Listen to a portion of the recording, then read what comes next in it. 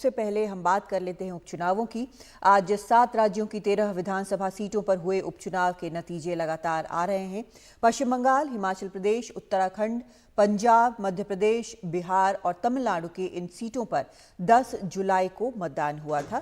पश्चिम बंगाल की 4 सीटों में रायगंज से टीएमसी की कृष्णा कल्याणी जीती, रानाघाट दक्षिण से टीएमसी के मुक्तमणि अधिकारी जीते, बागदा से टीएमसी की मधुपर्णा ठाकुर जीती, मणिकतला से टीएमसी की सुदीप्ति पांडे आगे। और हिमाचल की 3 सीटों में देहरा से कांग्रेस उम्मीदवार और मुख्यमंत्री सुक्खू की पत्नी कमलेश ठाकुर जीत गई हैं। हमीरपुर से बीजेपी के आशीष शर्मा जीते हैं। नालागढ़ से कांग्रेस के हरदीप बाबा जीते हैं।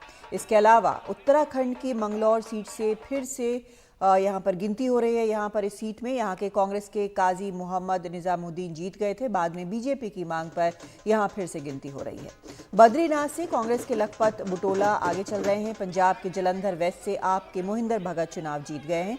बिहार के रुपौली से निर्दलीय उम्मीदवार शंकर सिंह आगे चल रहे हैं। मध्य प्रदेश के अमरवाड़ा से बीजेपी के कमलेश प्रताप जीत गए हैं। तमिलनाडु की विक्रवांडी से डीएमके उम्मीदवार आगे हैं।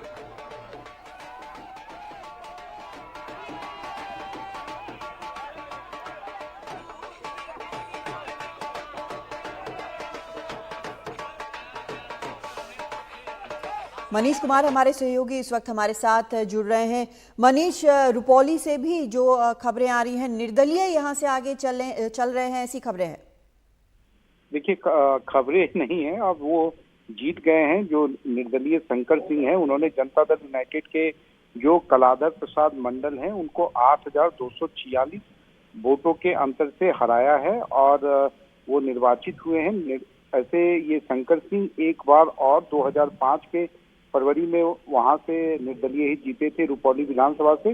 लेकिन ये जो आज का जो चुनाव परिणाम है, निश्चित रूप से ये न केवल नीतीश कुमार के नेतृत्व वाली एनडीए के लिए बड़ा झटका है, बल्कि साथ ही साथ तेजस्वी यादव के लिए भी आप कह सकती हैं कि उनके लिए भी एक चुनावी नसीहत उन्हें मिली है। एक मैसेज उनको दिया गया है कि जब तक वो चुनाव में सही उम्मीदवार नहीं उतारते हैं और साथ ही साथ वो अपनी रणनीति ठीक नहीं करते हैं, क्योंकि ये पूर्णिया में लगातार उनकी दूसरी बार उनकी हार हुई है और दोनों बार उनके प्रत्याशी, वो चाहे लोकसभा चुनाव में अगर आपको याद हो तो उन्होंने बीमा भारती को आरजेडी का प्रत्याशी बनाया था और उस समय पप्पू यादव वहां से निर्दलीय चुनाव जीते थे और इस बार रुपौली में बीमा भारती को उन्होंने फिर से विधानसभा में प्रत्याशी बनाया था, क्योंकि बीमा भारती अब तक वहां से 5 बार चुनाव जीत चुकी हैं, जिसमें 4 बार वो जनता दल यूनाइटेड से जीती हैं।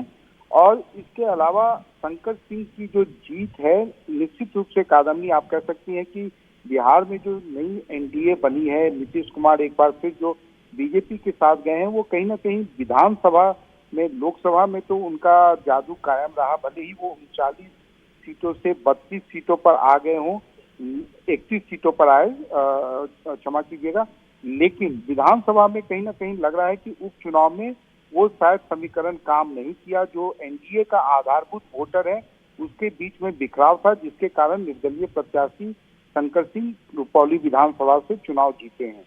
कादम्बनी जी, बहुत शुक्रिया मनीष इस पूरी जानकारी के लिए। तो अहम यहाँ पर जो जानकारी है मनीष दे रहे थे कि जिस तरह से उम्मीदवारों के चुनाव हुए हैं वो एक बड़ी वजह रही है। यहाँ पर निर्दलीय उम्मीदवार बिहार के रुपौली से उपचुनाव में शंकर सिंह जीत गए हैं।